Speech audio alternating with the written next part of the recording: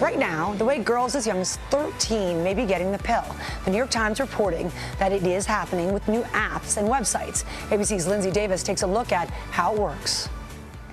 It's birth control made easy. New apps and websites are now prescribing women, and sometimes girls as young as 13, birth control without ever stepping foot in a doctor's office. About half of pregnancies in the United States are unintended, and we'd like to see that number decrease. Hans Gangaskar, co-founder of the company Nurx, says it strives to make birth control more easily accessible. We think using telehealth and telemedicine to advance access to birth control is the only way that we can really do it. For many, visiting the doctor for a prescription can be time-consuming and sometimes costly. For some women, like 21-year-old Sarah Montoya, apps like this can be extremely helpful. It makes communicating with the doctor much easier than actually going to an office, being able to chat with them in a way that's comfortable, in a way that's not so intimidating. So how exactly do the apps work? In most cases, women have the option to answer questions about their health online or by video chat. Then they're paired with a doctor who talks them through the service and ultimately provides the prescription to the local pharmacy. Some even ship the contraceptives directly to your door. These new websites and apps do not require legislative approval since clinicians still write the prescriptions and need to follow state laws for telemedicine. But some doctors say the seemingly convenient over-the-counter birth control method isn't for everyone. Birth control is not one size fits all. There are many options out there, and I think patients and doctors need to work together to find the best individual option.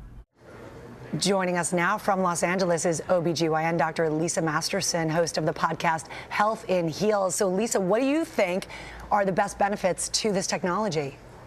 I think it's great. This technology is really wonderful for women. If it empowers them and lets them take control of their bodies and their reproductive health, it's really good. It makes it so much more convenient for them, but women have to realize it's still not the standard of care, still not the gold standard, because you really want to consult with a physician because there's many risks and benefits, and they need to know about it. The convenience is great. If we can decrease that number of unintended pregnancies, that is enormous. So that's very huge. It has great potential for empowerment and decreasing unintended pregnancies. I completely agree, although people do need to understand there are side effects, and seeing that doctor in person, it really drives that point home. Wouldn't you agree?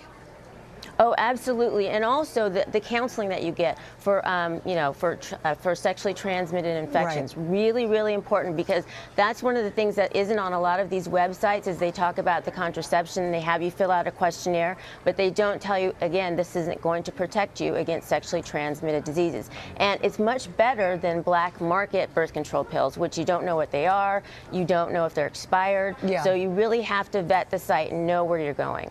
And what about the possibility of young kids as young as 13, being able to circumvent their parents to get birth control? Does that concern you?